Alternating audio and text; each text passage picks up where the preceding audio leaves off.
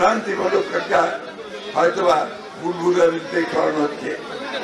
যে আমরা নাকি বলেছি সেটা আপনার ওই সাহেবকে কোট করে বলেছে যে আওয়ামী লীগকে রাজনীতি করার সুযোগ নাকি আমরা দিচ্ছি। এই কথাটা সঠিক হয় নাই পত্রপত্রিকা।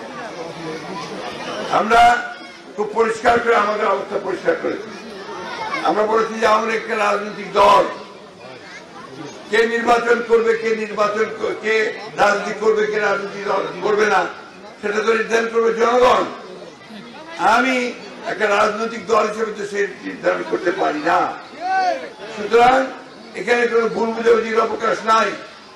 আমরা কখনোই কাউকে কোন দলকে নির্বাচন করতে দিতে বাধা করিনি। কিন্তু যারা হত্যা করেছে, যারা মানুষ খুন করেছে, যারা অন্যায় করেছে, যারা দেশের আপনার সম্পদ নষ্ট করেছে, বিদেশে টাকা পাঠিয়ে দিয়েছে, তাদেরকে অবশ্যই হাসিনা সহ সকলকে নিয়ে সেখানে বিচার করতে হবে, তাদেরকে শাস্তি দিতে হবে, পরিষ্কার করে বলে।